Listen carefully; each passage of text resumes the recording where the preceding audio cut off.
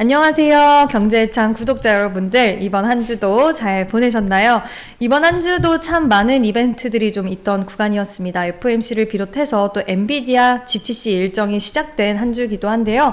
오늘 그래서 여러분들을 위해서 또 반도체 관련돼서 궁금하신 분들 많이 계실 것 같습니다. 특히 엔비디아 GTC 일정이 시작되고 나서 오히려 세론인가 싶을 정도로 좀 많이 빠진 쪽도 있었고, 반대로 또 시세를 이어가면서 강한 상승세가 나오는 쪽도 있었기 때문에 더욱더 궁금증이 커지셨을 것 같은데요. 그래서 오늘도 김태성 본부장님 모시고 다양한 인사이트 얻어보도록 하겠습니다. 안녕하세요. 네, 안녕하세요.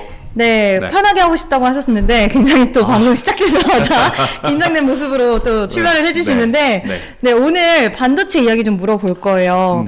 삼성전자, SK 하이닉스 양자택일을 해야 된다. 어디 선택하실 거예요? 이걸로 한번 먼저 대답을 해주시고. 삼성전자 얼마 전까지 하이닉스 아니셨어요? 이제 삼성전자. 원래 사람 마음은 그래요? 갈 때예요? 바뀌는 거라서. 그러면 삼성전자. 여성의 마음처럼 갈 때 같은 김태성 본부장님이 왜 삼성전자를 픽했는지 한번 들어보도록 하겠습니다. 일단 새벽에 아마 그러니까 이번 주에 가장 많은 분들이 관심 있게 볼 게 GTC 2025가 도대체 뭐길래 그쵸. 지금 이걸 우리가 그렇게 기대했는가 이거일 것 같아요. 일단 GTC 2025라고 하는 행사는 올해만 한 게 아니라 사실 뭐 2009년도부터 했다고 하니까 거의 17번째 행사거든요. 그러니까 이제 매년 네. 엔비디아가 우리 잘하고 있어요. 우리 앞으로 이렇게 할 거예요.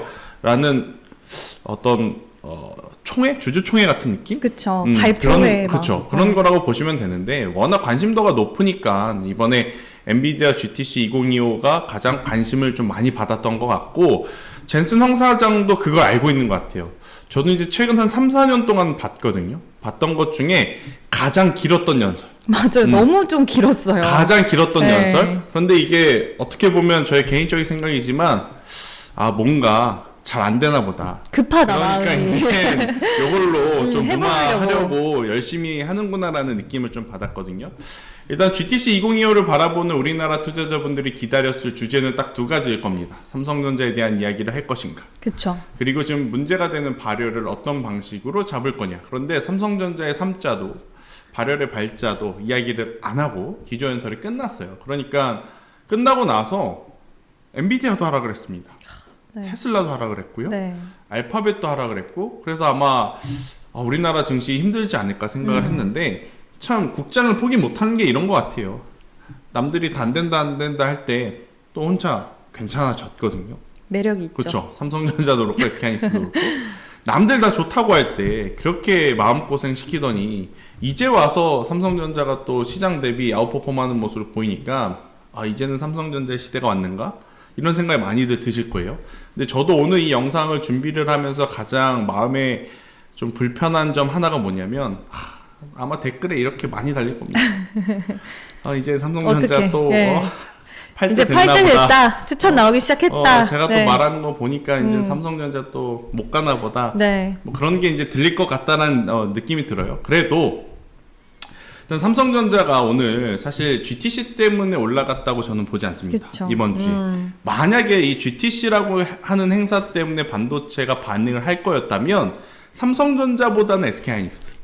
그리고 SK하이닉스가 움직이면서 전력기기가 같이 움직였어야 되는데 오늘 어떻게 보면 SK하이닉스는 그나마 삼성전자와 비슷하게 움직이긴 했지만 HBM 관련주들 대표적으로 한미반도체 그리고 한화비전, 이수페타시스 혹은 전력기기주들이 그렇게까지 좋은 힘을 또 보이지 못했던 한 주였음을 감안을 해보면 오늘의 삼성전자는 계속 최근에 많이 강조됐었던 레거시 디램 가격의 반등과 어떤 이 DDR5, DDR4 이쪽 레거시 제품에 대한 수요 증가로 인해서 상승하고 있는 것이 아닌가 생각이 들었어요. 이 기조라면 조금은 더 볼 필요는 있다. 왜냐? 공급을 조절을 합니다. 재고가 많을 때는 공급을 조절을 해서 이 단가를 맞출 때는 사실 일시적인 거예요. 일시적인 겁니다. 그런데 공급단을 조절을 해서 단가를 맞추려고 열심히 노력하는 그 순간 앞단의 수요가 늘어나게 되면 이건 단기적으로 효과 보는 것이 아니라 중장기적으로 꽤 오랜 기간 동안 수혜를 볼 수 있거든요. 왜냐, 고객사 입장에서는 지금 두 가지가 걸리는 거죠. 공급자가 지금 생산을 안 하네. 그러면 지금 일단 재고를 좀 확보해야겠다. 여기에 트럼프가 언제 또 관세 이야기를 할지 모르니까 일단 쟁여놓자. 미리. 그런 것들이 지금 딱 겹쳐지는 시기이다 보니 삼성전자에 조금은 더 좋은 점수를 주는 사람들이 많아지고 있다. 근데 이게 좀 불편하긴 하죠. 불편하긴 하지만 그래도 이제는 삼성전자의 지금의 가격이라면 조금은 더 욕심을 좀 저는 부려도 괜찮지 않을까 이렇게 생각을 하는데, 사실 삼성전자 투자는 그렇게 큰 매력도는 없을 것 같아요. 그러면 장기적으로 투자를 하는 거 아니면. 네, 그럼 어디가 더 매력적이에요? 당연히 소부장 봐야죠. 아, 소부장. 네, 소부장을 봐야 돼서 저는 오늘 그 소부장 주들을 좀 이야기를 드리고 싶어요. 네. 소부장이면 또 라인이 있잖아요, 우리가. 그러면 소부장 중에 우리가 좀 더 삼성전자양, 흔히들 그렇게 말하잖아요. 뭐 SK 맞아요. 하이닉스양, 삼성전자, 아니면 양쪽을 고객사로 품고 있는 기업들도 있는데 어디 쪽을 좀 보고 있으세요? 삼성전자 밸류체인을 아, 봐야죠. 역시 네. 오늘은 제대로 삼성전자에 좀 네. 꽂히신 것 같아요. 이러다가 안 가면 또 이제 제가 욕을 먹겠지만, 그래서 장기적으로 또 보장을 하셨으니까. 오늘 제가 가지고 온 부품주들의 특성은 또 뭐냐면 이미 시세 난 쪽은 말씀드리기가 좀 불편해요. 네. 아무래도 좋은 게 좋은 거라지만 지금 본격적으로 붙었을 때 상승할 수 있는 룸 자체가 적으면 부담이 되는 상황이거든요. 그래서 덜 올랐던 종목군들 중에 그래도 만약 개선이 된다면 네. 충분히 올라갈 수 있는 폭이 좀 많은 쪽이 어딘가라고 봤었을 때 첫 번째 종목으로는 아비코전자를 좀 봤으면 좋겠어요. 아비코전자는 저항기 그리고 이제 인덕터라고 하는 제품을 만드는데 이 부품들이 어디에 들어가느냐? DDR4와 DDR5에 들어갑니다. 그러니까 작년만 하더라도 이 아비코전자 같은 경우에는 그렇게까지 매출이 크게 늘어나지 못했어요. 그도 그럴 것이 삼성전자도 레거시 많이 못 팔아서 문제가 됐었고 SK 하이닉스도 재고 많아서 문제가 됐었는데 이런 소부장단이 매출을 낼 리가 없죠. 낼 리가 없지만 지금 일련의 어떤 스토리들, 중국에서의 수요의 회복, 이구한신이라고 하는 것을 통해서 굉장히 많은 제품이 팔렸다는 것을 우리가 확인을 했고, 그로 인해서 정말로 디램의 재고가 줄었느냐, 디램의 가격을 보면 합니다. 제가 디램의 가격을 오늘 장중에도 한번 확인을 했는데 조금 또 올랐더라고요. 그것을 보면 이유야 어찌됐든 지금 재고가 많이 없다는 것을 확인을 했기에, 그렇게 되었을 경우에는 다시 이제 이 디램을 생산을 해야 되거든요. 메모리를 생산을 해야 되기 때문에 여러분들이 처음에 보실 때 전공정 관련주들을 그래서 보는 거고, 또 이제 전공정 관련주들이 한번 사이클이 돌고 나면 또 그 안에 들어가는 DDR4, DDR5 혹은 이 메모리 반도체만의 부품을 만드는 기업들이 저는 시장에서 관심을 받을 가능성이 굉장히 높다는 생각이 들어요. 그래서 아비코전자를 좀 말씀을 드리고 싶은 거고, 아비코전자의 지금 매출 비중을 보면 반도체, 그 다음에 모바일, 그 다음에 가전기기, 그 다음에 전장용. 그러니까 지금 어떻게 보면 중국에서의 소비 촉진, 여기에 다 부합하는 분야입니다. 반도체 같은 경우에도 지금 뭐 저사양이라도 계속해서 이제 수요가 늘어나고 있고, 또 가전기기는 뭐 많이 팔렸다고 하니까 또 핸드폰도 교체주기 시기 다가오면서 또 핸드폰에 AI가 접목이 되면서 모델별로 지금 판매량이 늘어나고 있다고 하니, 아비코전자 같은 경우에는 충분히 작년을 넘어설 만한 올해의 업황, 환경을 한번 기대해 볼 수 있을까라는 생각이 들고 있고, 주가의 위치도 굉장히 괜찮습니다. 그러니까 많이 안 올랐어요. 네. 아비코전자 같은 경우에는 지난주에 한번 대량 거래량이 들어왔죠. 지난달에 2월 17일 날 20% 이상의 급등을 하면서 한번 큰 거래량이 들어왔었거든요. 큰 거래량이 들어왔다가 장기 이평선이라고 볼 수 있는, 중장기 이평선이라고 볼 수 있는 60일 이평선 밑으로 내려가지 않았단 말이에요. 그러면서 이제 재차 다시 이제 상승을 하고 있는 상황. 그럼 앞전의 거래량, 앞전의 윗꼬리는 그러면 어떤 현상으로 예측을 할 수 있냐면, 일정 부분 물량 소화는 조금 되었겠구나라는 생각이 듭니다. 왜냐? 이때부터 아마 많이 물려 있을 거예요. 여기에 물려 계신 분들이 이날 올라오니까 던지신 분들도 많을 거거든요. 그래서 윗꼬리가 좀 길게 달린 게 이때 당시에는 불편했지만, 다시 한번 추세를 이탈하지 않고 되돌리는 모습, 더욱이 삼성전자와 SK하이닉스가 계속 우상향의 모습을 할 가능성이 높아진 상황에서 아비코전자는 지금의 가격대가 5,960원, 그러니까 6,000원대 위로 한 번 더 넘어오게 되면 큰 시세를 낼 수도 있지 않을까. 지금 반도체 소부장주들 중에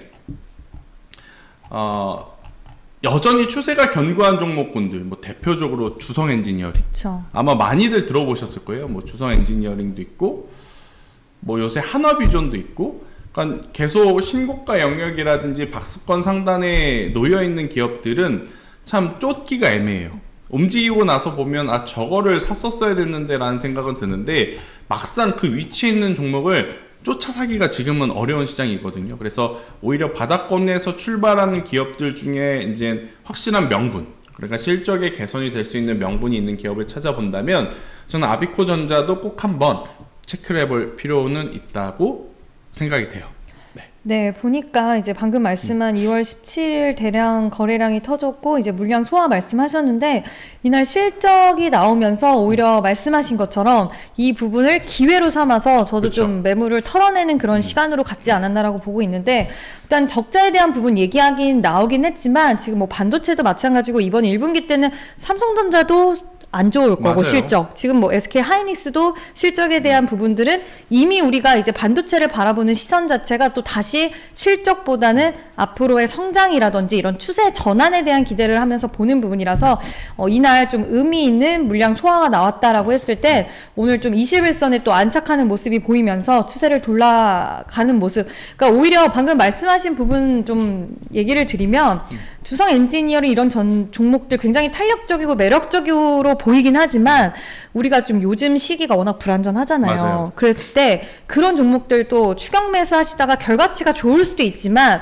만약에 그런 종목들이 밀리기 시작하면 끝도 없어요. 그렇죠. 네, 왜냐하면 이격도 많이 벌어져 있고 이러다 보니까 그런 부분들에 대한 감내를 하는 것보다 오히려 어느 정도 매물 소화도 했고 또 앞으로 성장에 대한 기대감이 있는 쪽 아비코전자 저도 굉장히 좀 매력적으로 보이는데 네. 자 그럼 두 번째 종목은 어떤 게 있을지? 근데 그거 말하기 전에 네. 그러니까 말 나온 김에 주성 엔지니어링도 한번 좀 보고 가면 네네. 주성 엔지니어링 보시는 분들 중에 왜 원익 IPS보다 주성 엔지니어링이 더 올라가는가? 강하냐? 뭐 그 같은 계열 안에 테스도 있는데 왜 주성 엔지니어링이 지금 이렇게 올라가느냐라고 궁금하시는 분이 있거든요. 그쵸. 제 생각에는 주성 엔지니어링이 과거에는 삼성밸류 체인이었거든요. 근데 최근에 보면 SK하이닉스 쪽에 조금 더 특화되어 있는 것 같아요. 그걸 보면서 원익보다 아무래도 기술적으로 나아지는 모습들이 보였겠구나 저는 생각이 들고 그리고 주성 엔지니어링 전체 매출의 70-80%가 중화권에서 나오거든요.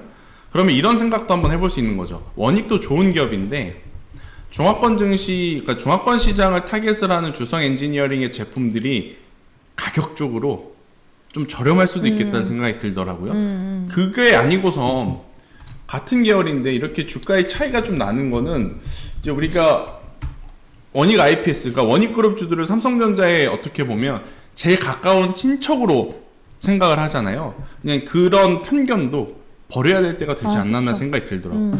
이제는 원익그룹주들이 예전만큼 삼성전자 올라간다 그래서 같이 움직이지 못하는 좀 모습을 보이고 있어서 이 부분은 좀 짧게 한번 추가 코멘트를 드려보도록 하겠고요. 저는 지금 가장 중요하게 보는 또 지표 중에 하나로 차이나 크레딧 임펄스라는 지표를 여러분들이 좀 체크를 해보셨으면 좋을 것 같아요. 아마 모르시는 분들도 있을 것 같은데 최근에 나오는 지표입니다. 최근에 많이 보는 지표들. 이게 뭐냐면 중국 시장에 지금 경기가 잘 팽창이 되고 있는가, 팽창의 속도와 팽창의 규모를 나타내는 지표거든요. 근데 지금 너무 가파르지도 않게 굉장히 지금 천천히 이 지표가 올라가고 있는 것을 보아해선 중국 쪽의 시장이 거짓말은 아닐 가능성이 높다. 실제로 지금 반등이 뭐 나오고 경기 있다. 부양이 되었든 정부의 힘이 되었든 어찌 되었든 그래도 양호한 쪽으로 흐름을 좀 보여주고 있는 상황이라 저는 이쪽에 좀 특화되어 있는 중국발 매출 비중이 많은 쪽 여전히 좀 같이 보셨으면 좋겠다는 생각이 들고 있고 또 이 이야기를 드리는 이유는 뭐냐면 이러한 흐름들이 레거시 반도체주들의 이제 긍정적인 힘의 기간을 조금은 더 길게 끌고 갈 수 있는 원동력이 될 수 있지 않겠나 싶어서요. 또 이제 그 안에서 제가 이제 기업을 찾아봤는데 SNS텍 보는 게 맞다. 네. 그러니까 SNS텍은 블랭크 마스크라고 하는 제품을 만든다고 해요. 이제 포토마스크의 핵심 원재료인데 이걸 국산화 최초로 이제 성공한 기업이 이제 SNS텍이라고 좀 보시면 될 것 같아서 결국 반도체 안에서는 우리나라가 반도체에 특화되어 있는 나라다 보니까 사실 기업 설명은 그렇게 의미는 없을 것 같아요. 이미 뭐 많은 구독자분들이 이 기업이 어떤 일을 하고 또 어떤 분야에서 뭐 돋보이는지는 다 알고 있는 상황에 제가 뭐 회사에 대한 설명을 하는 것보다는 그러면 SNS 테크를 언제 어느 타이밍까지 우리가 보는 게 맞느냐, 그 부분을 좀 저는 이야기를 나눴으면 좋겠거든요. SNS 테크의 주가를 보면 바닥 대비 많이 올랐습니다. 해가 바뀌면서 어느새 70% 올랐어요. 그러니까 삼성전자와 SK하이닉스에 손이 안 가는 거죠. 그렇죠. 개인 투자자들 입장에서 삼성전자 바닥 대비 한 10%에서 15% 올라왔는데 뭐 몇 종목은 벌써 60%, 70% 이상의 지금 상승세를 보이고 있는 상황.